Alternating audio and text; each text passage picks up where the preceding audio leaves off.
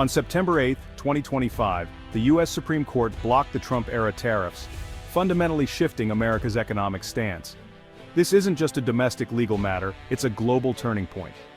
For nearly a decade, trade wars and retaliatory tariffs have defined international relations, disrupting supply chains and fueling uncertainty. The court's decision challenges the executive branch's authority on trade, signaling a move away from protectionism. The world now faces a new era. Will the U.S. return to multilateralism or continue down a nationalist path? The ruling doesn't answer every question, but it forces a national and global conversation about the future of trade. Relief is widespread, but the political and social tensions that led to the tariffs remain unresolved. The rules of global commerce are up for debate once again. A new chapter has begun, but the story is far from over.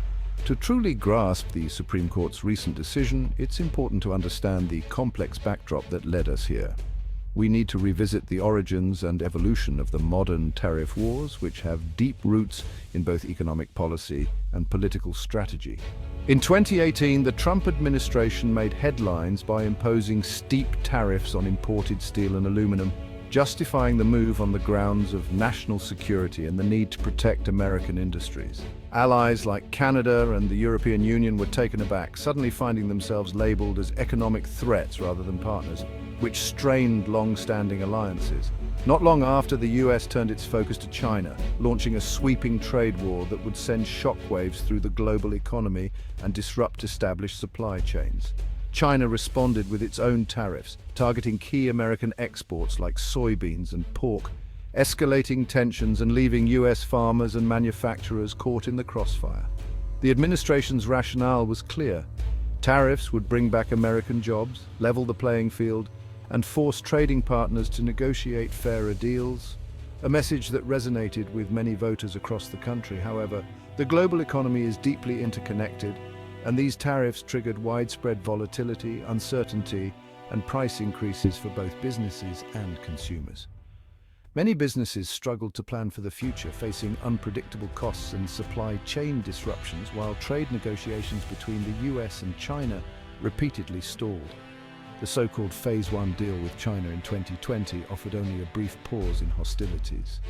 Most tariffs remained in place and uncertainty lingered. Over time, these policies became a fixture of the economic landscape, affecting everything from manufacturing to agriculture and even consumer prices. Diplomatic efforts repeatedly failed to resolve the conflict, leaving both sides entrenched and setting the stage for a dramatic legal showdown. With no resolution in sight, the Supreme Court's intervention became not just likely, but inevitable, marking a pivotal moment in the ongoing saga of the tariff wars. The tariffs' journey to the Supreme Court was long and complex. Importers and manufacturers challenged the administration, arguing the president had overstepped authority granted by Congress. Lower courts were divided, allowing tariffs to remain as legal battles dragged on. A pivotal appeals court ruling questioned whether Congress had delegated too much power to the executive. This split in the courts prompted the Supreme Court to step in. The case, American Importers Alliance vs. United States, asked, should presidential power on trade be reined in? The justices' skepticism set the stage for a landmark decision. The Supreme Court's 6-3 decision didn't strike down trade laws but limited how presidents can use them.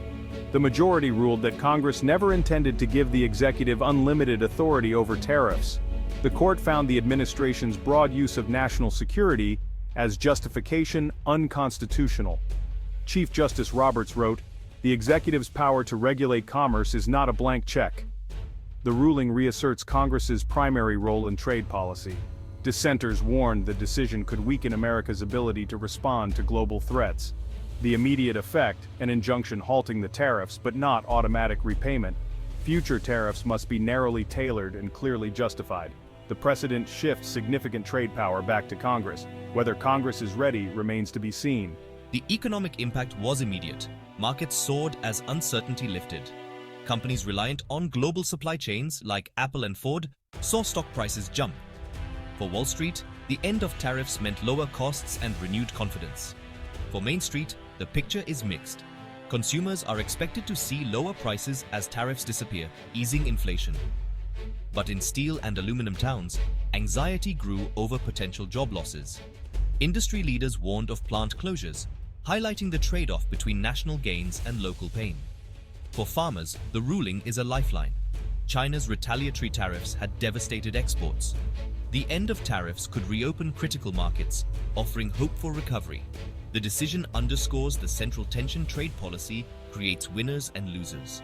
The challenge now is to balance broad economic benefits with support for affected communities. The Supreme Court's decision sent shockwaves through global capitals. The EU hailed it as a victory for rules-based trade and signaled a reset in transatlantic relations. China welcomed the move, hinting at renewed negotiations and possible tariff rollbacks. For U.S. allies like Canada, Mexico, and Japan, the ruling restores predictability and strengthens trade agreements. Countries that benefited from trade diversion may lose their edge as supply chains shift again. The global supply map will be redrawn, creating new winners and losers. The decision ends the trade war era, but ushers in a period of realignment and competition. Every nation must reassess its strategy in a more stable, rules-based system. The world is watching how the U.S. will lead in this new landscape. The next moves will shape global commerce for years to come. The Supreme Court's ruling has reignited fierce political debate in the U.S. Democrats and pro-trade Republicans praise the decision as a restoration of the rule of law and a step toward lower costs. The court has rightly corrected a dangerous overreach, said the Senate Majority Leader. Populist Republicans, led by Trump, denounced the ruling as a betrayal of American workers. The globalists on the Supreme Court have sided with China, Trump declared. The decision puts pressure on Congress and the administration to craft a new China strategy. The political consensus: China's trade practices are a challenge, but how to respond is deeply divisive. Will the U.S. work with allies or seek new tariff powers? The ruling has stripped away a major policy tool, but not the anxieties that made tariffs popular. The political battle over trade is far from over. Across the country and around the world, economists and trade experts are sharply divided on the Supreme Court's recent decision.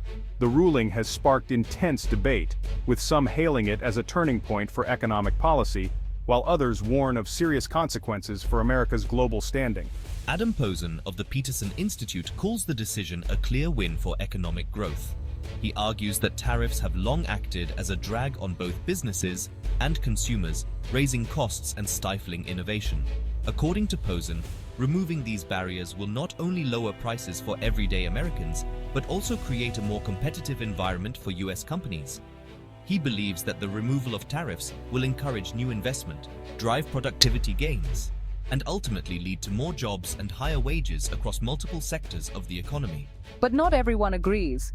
Robert Lighthizer, former U.S. trade representative, calls the ruling a grave error that seriously weakens America's leverage with China. He argues that tariffs were a critical tool for pressuring Beijing to play fair on trade and to protect American interests. Lighthizer warns that without the threat of tariffs, the U.S. may struggle to defend its industries from unfair competition and safeguard its intellectual property from theft, putting American jobs and innovation at risk. Meanwhile, legal scholars see the decision as a landmark moment for the separation of powers in government. They argue that the ruling reasserts Congress's authority over trade policy, which has often been delegated to the executive branch. Professor Jennifer Hillman says the decision forces Congress to be more specific and deliberate in crafting trade laws, curbing executive overreach, and ensuring greater accountability in how trade policy is made and enforced. Geopolitical analysts like Ian Bremmer note that the U.S.-China rivalry is now shifting beyond just tariffs. The competition is expanding into new arenas, including technology, national security, and global influence, making the landscape even more complex. The end of broad tariffs doesn't mean the end of conflict. Instead, future disputes are likely to be more targeted, strategic, and focused on specific sectors such as semiconductors, artificial intelligence, and critical supply chains. The economic conflict between the world's two largest economies isn't over.